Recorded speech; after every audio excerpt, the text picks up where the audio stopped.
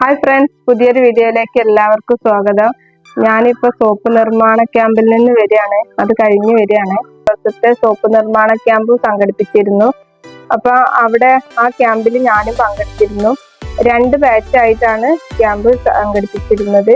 അതിലെ ഫസ്റ്റ് ബാച്ചിലാണ് ഞാൻ പങ്കെടുത്തിട്ടുള്ളത്. അപ്പം പങ്കെടുത്തവർക്ക് കിട്ടിയിട്ടുള്ള പ്രൊഡക്റ്റുകളാണിത്. ഒരു ലിറ്റർ ഫിനോയിലിന്റെ ബോട്ടിലും കിട്ടി. അതുപോലെ 2 വാഷിംഗ് സോപ്പും 2 ബാത്ത് സോപ്പും കുറച്ച് സോപ്പ് പൊടിയും കിട്ടിയിട്ടുണ്ട്. അപ്പം ഇത്രയും പ്രൊഡക്റ്റുകളാണ് ഇന്ന് ആ ക്യാമ്പിൽ ഞങ്ങൾക്ക് നിർമ്മിച്ചു തന്നത്. അപ്പൊ ഇത് എങ്ങനെയാണ് ഇത്രയും പ്രൊഡക്റ്റുകൾ അവിടെ നിർമ്മിച്ചത് എന്നുള്ള വീഡിയോ നമുക്ക് കണ്ടു നോക്കാം.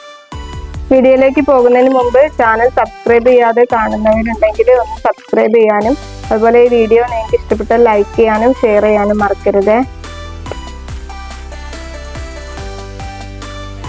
ഇങ്ങനെ ഒരു പരിശീലന ക്ലാസ് കിട്ടിയത് കാടപ്പടിയിലെ ഷെയ്ഡ് ഡയാലിസിസ് സെന്ററിൽ വെച്ചിട്ടാണ്.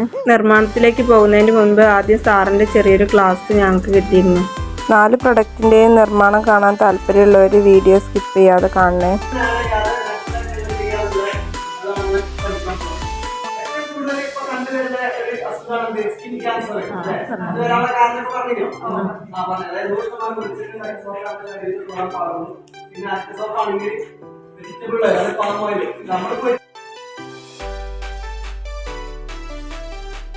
നിർമ്മാണത്തിന് ആവശ്യമുള്ള സാധനങ്ങൾ ഓരോന്നായിട്ട് പിന്നെ സാറ് ഞങ്ങളെ പരിചയപ്പെടുത്തി. നിർമ്മാണത്തിൽ ശ്രദ്ധിക്കേണ്ട കാര്യങ്ങളൊക്കെ പിന്നെ സാറ് പറഞ്ഞു തന്നു. ആദ്യം തയ്യാറാക്കിയത് ബാത്ത് സോപ്പ് ആയിരുന്നു.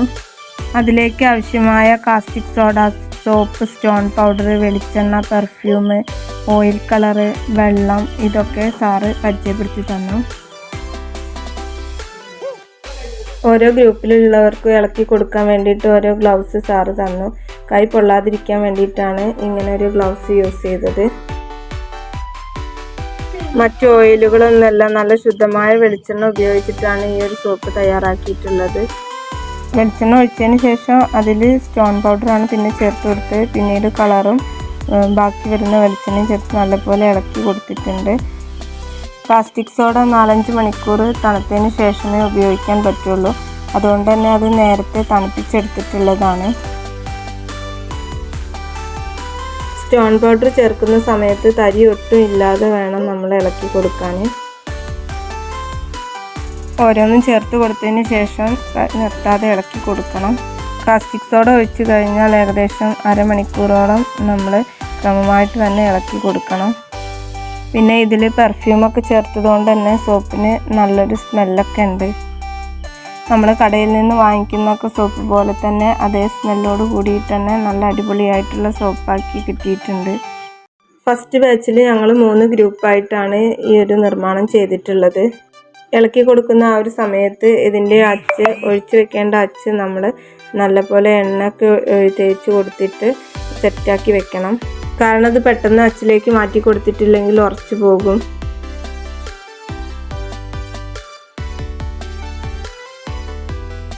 ഞങ്ങളിവിടെ റെഡിയാക്കുന്ന സമയത്ത് തന്നെ മറ്റു 2 ഗ്രൂപ്പുകളും റെഡിയാക്കിക്കൊണ്ടിരിക്കുകയാണ്.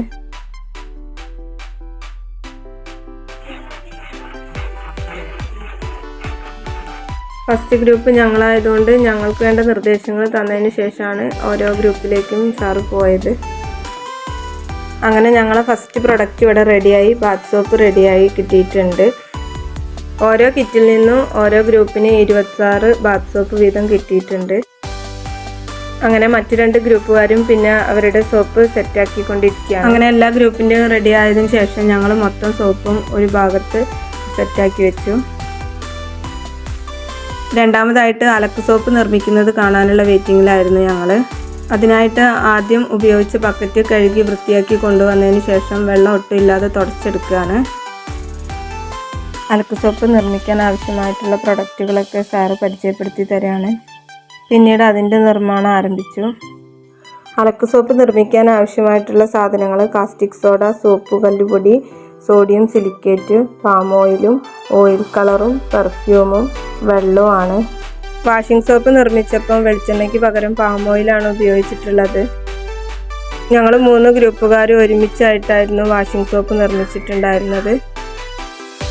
നമ്മൾ വീട്ടിൽ തയ്യാറാക്കുമ്പം കോഴി പൊരിച്ചിട്ടുള്ളതും പപ്പടം കാച്ചിയതും അതുപോലെയുള്ള എന്ത് എണ്ണ വേണമെങ്കിലും പഴയതായിട്ടുള്ള എന്ത് എണ്ണ വേണമെങ്കിലും നമുക്ക് ഉപയോഗിക്കാമെന്ന് സാറ് പറഞ്ഞു.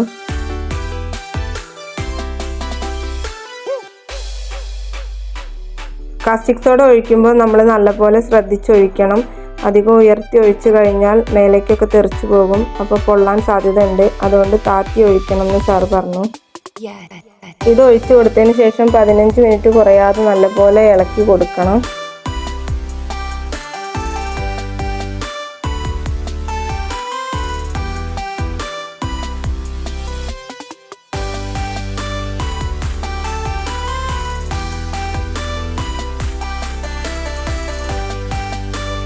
ഇതിൽ ഓരോന്ന് ചേർക്കുമ്പോഴും നല്ലപോലെ ഇളക്കി കൊടുക്കണം.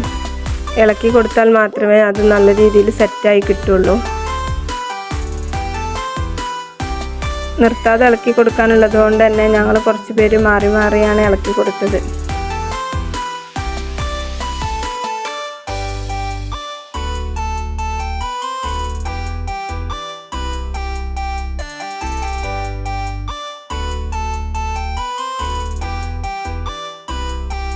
അച്ചിലേക്ക് ഒഴിക്കുന്നതിന് മുമ്പ് എണ്ണ തടവി എടുക്കണം. വാഷിംഗ് സോപ്പ് നിർമ്മിച്ചതിന് ശേഷം ഞങ്ങൾ അച്ചിലേക്ക് പെട്ടെന്ന് മാറ്റി കൊടുത്തില്ലെങ്കിൽ പെട്ടെന്ന് സെറ്റായി പോകും. പിന്നീട് സോപ്പ് പൊടി നിർമ്മാണമാണ് നടന്നിട്ടുള്ളത്. സോപ്പ് നിർമ്മിക്കുന്നത് പോലെയല്ല, സോപ്പ് പൊടി നിർമ്മാണം പെട്ടെന്ന് കഴിഞ്ഞിട്ടുണ്ട്. അതിലേക്ക് ആവശ്യമായ സാധനങ്ങൾ ഓരോന്നായിട്ട് എടുത്തു വയ്ക്കുകയാണ്. ഇതിലേക്ക് ആവശ്യമായ സാധനങ്ങൾ കാരം, sodium sulphate, acid slurry, colour guard, പെർഫ്യൂമും ആയിരുന്നു.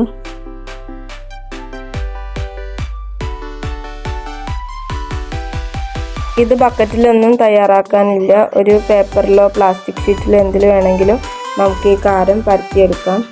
ഇതിന് ആസിഡ് സ്ലറി ഒഴിച്ചതിന് ശേഷം 2 കൈയിലും ഗ്ലൗസ് ധരിച്ചതിന് ശേഷമാണ് ഇത് മിക്സ് ചെയ്ത് കൊടുക്കുന്നത്.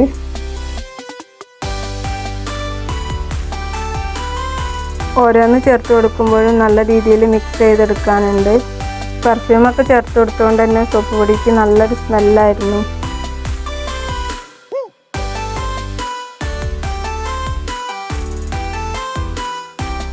മറ്റ് 2 ഗ്രൂപ്പുകാരും ഇവിടെ തയ്യാറാക്കിക്കൊണ്ടിരിക്കുകയാണ്. ഈ സോപ്പ് പൊടി തയ്യാറാക്കി 2 മണിക്കൂറിന് ശേഷം നമുക്ക് ഉപയോഗിക്കാൻ പറ്റും. ഈ ഒരു സോപ്പ് പൊടിയിൽ ഉപ്പിൻ്റെ അംശം ഇല്ലാത്തതുകൊണ്ട് തന്നെ ക്ലോത്തുകളൊന്നും പെട്ടെന്ന് നരച്ചു പോകുന്ന ഒരു പ്രശ്നം ഇല്ല എന്ന് പറഞ്ഞു.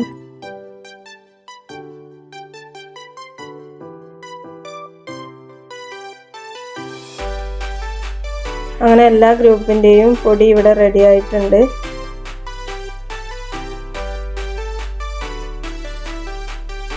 പിന്നീട് ഞങ്ങൾക്ക് ഓരോരുത്തർക്ക് തരാൻ വേണ്ടിയിട്ട് സാർ അത് പേപ്പറിൽ പൊതിയാണ്. സോപ്പ് പൊടി നിർമ്മിച്ചതിന് ശേഷം അവസാനമായിട്ട് ഫിനോയിലാണ് നിർമ്മിച്ച് തന്നിട്ടുള്ളത്.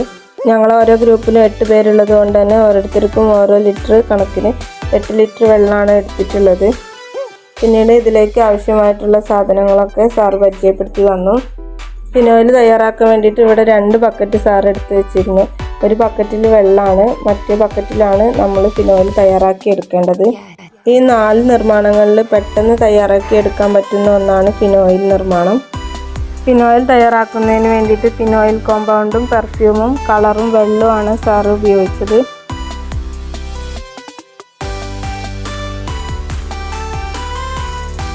കളർ എന്ത് കളർ വേണമെങ്കിലും നമുക്ക് ഉപയോഗിക്കാം. സാർ ഇവിടെ റോസ് കളറാണ് ചേർത്ത് കൊടുത്തിട്ടുള്ളത്. കളർ ചേർക്കാതെ വേണമെങ്കിലും നമുക്ക് ഫിനോയിൽ തയ്യാറാക്കി എടുക്കാം. പിന്നീട് ബാക്കി വരുന്ന വെള്ളവും ചേർത്ത് നന്നായിട്ട് ഇളക്കി കൊടുത്തു. അങ്ങനെ ഫിനോയിൽ ഇവിടെ റെഡിയായി കിട്ടിയിട്ടുണ്ട്. ഞങ്ങൾ തയ്യാറാക്കിയ ഫിനോയിൽ വീട്ടിലേക്ക് കൊണ്ടുപോകുന്നതിന് വേണ്ടിയിട്ട് ഓരോരുത്തരോടും ഓരോ ലിറ്ററിൻ്റെ ബോട്ടിൽ കൊണ്ടുവരാൻ പറഞ്ഞിട്ടുണ്ടായിരുന്നു. ഞങ്ങളത് റെഡിയായതിനു ശേഷം പിന്നീട് സാറ് മറ്റ് 2 ഗ്രൂപ്പുകളുടെ റെഡിയാക്കിക്കൊണ്ടിരിക്കുകയാണ്.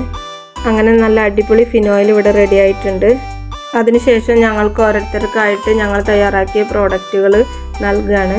ഞങ്ങൾക്ക് ഓരോരുത്തർക്കും 2 ബാത്ത് സോപ്പും 2 വാഷിംഗ് സോപ്പും 1 ലിറ്ററിൻ്റെ ഫിനോയിലിൻ്റെ ബോട്ടിലും അതുപോലെ കുറച്ച് സോപ്പും പൊടിയും കിട്ടി. ഞങ്ങൾ സ്ത്രീകൾക്ക് ഒരുപാട് ഉപകാരപ്രദമാകുന്ന നല്ലൊരു ക്ലാസ് ആയിരുന്നു ഇന്നത്തെ ക്ലാസ്. പ്രൊഡക്റ്റ് തന്നതിന് ശേഷം പിന്നീട് ഞങ്ങൾ അതിനെക്കുറിച്ചിട്ടുള്ള ഫീഡ്ബാക്ക് പറയുകയാണ്. നന്ദി പറയാനുള്ളത്. കാരണം ഞങ്ങളുടെ ഒരു 250 പോയാലും നമുക്ക് കാലം വരെയുള്ള ഒരു തൊഴിൽ നമുക്ക് പഠിക്കാനായി. അത് ഏറ്റവും നല്ലൊരു ഇതാണ്. ഏതൊരു കുട്ടികൾക്കും ചെയ്യാവുന്നതാണ്. നല്ലൊരു സ്ത്രീകൾക്ക് വേണ്ടി നമ്മൾ ഏറ്റവും നല്ലൊരു ജോലിയാണ് ഇത് നമ്മൾ ചെയ്ത് നമ്മൾ മുന്നോട്ട് പോകാൻ നോക്കുക. പിന്നോട്ട് വയ്ക്കരുത്. മുന്നോട്ട് വെച്ച കാലം പിന്നോട്ട് വെക്കാതെ പോവുകയാണെങ്കിൽ നമുക്ക് ഇതിലൂടെ വലിയൊരു സംരംഭം ആയിട്ട് നമുക്ക് നടത്താം. ഇവിടെ പിന്നീട് ഞങ്ങളെല്ലാവരും ഒരു ഗ്രൂപ്പ് ഫോട്ടോ എടുത്തതിന് ശേഷമാണ് മടങ്ങിയത്.